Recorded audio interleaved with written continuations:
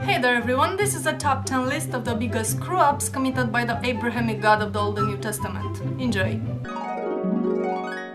On the first day of creation, God made the heavens and the earth, only to then realize that he couldn't see a goddamn thing. So he said, "Let there be light." And so there was light. And God called that day and the darkness night, and there was evening and there was morning, end of day 1. However, God did not create a source of light, i.e. the sun and the other stars, until day 4. Oops. Also, apparently God is an idiot who thinks that the moon is a source of light on its own. Awkward. On the third day, God created the dry land and made vegetation grow on it. All the seed-bearing plants and trees with fruit and all that jazz, most of these plants depending on being pollinated by insects, even though there weren't any insects yet. And of course, depending on the sun, which he only created a day later. I guess it was a busy day?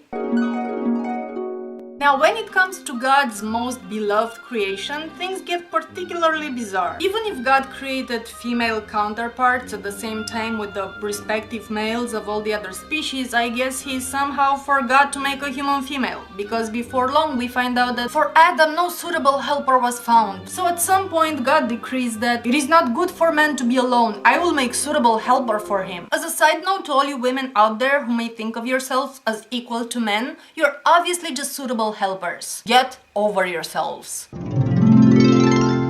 But it gets even better, because when it comes to creating a human female, God doesn't just puff her out of nothing like he did with everything else, but he makes her out of one of Adam's ribs. I guess leaving poor Adam effectively missing a rib for the rest of his life, since he was already created perfect, and of course sending the message that the suitable helper literally belongs to the man, in case this wasn't clear already.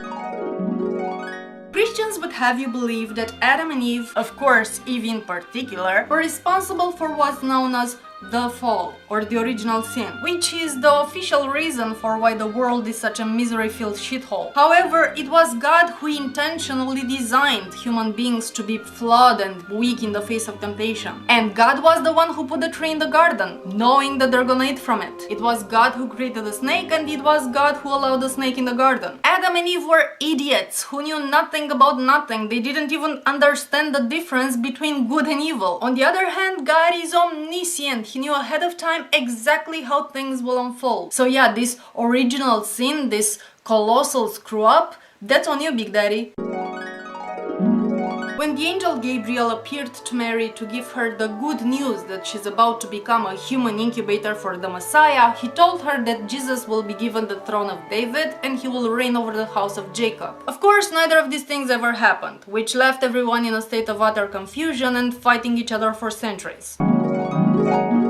Jesus told his listeners that some of them will not taste death until they see him coming in his kingdom, which is the reason why people believe that the second coming of Jesus will happen fairly soon. Needless to say, that happened 2000 years ago, and humans don't live that long. Really, dude, what's the point of being God if you can't even fulfill your own prophecies? That's just lame. You know what? I'm just gonna go ahead and count the entirety of the Old Testament as one giant monumental screw-up. I mean, think about it. God had to send his only son down on earth to be tortured and killed to basically rectify the damage that God the Father did. You know, so future Christians don't have their disobedient children stoned to death by the city elders and shit like that. Because that was in the Old Testament. Jesus came and changed all that. Well, if God set up things right in the first place, there would have been no need for that. Unless it was all an excuse for God to impregnate his own mother with himself. You know, for the kicks. So remember that time when God killed everybody because he regretted that he had made them? This coming from a being who's supposed to be perfect in every conceivable way, and all-knowing of all things to come, so by definition cannot make mistakes and have regrets. And yet he's all, well, I made a boo-boo, people suck. Should I exercise my omnipotence by puffing them out of existence just like I puffed them into it? Oh, where's the fun in that? Instead, I'm gonna send a global flood and kill everyone in horrible ways. Besides maybe like a handful of people and a boatload of animals. There's gotta be someone left to worship me. What a dick.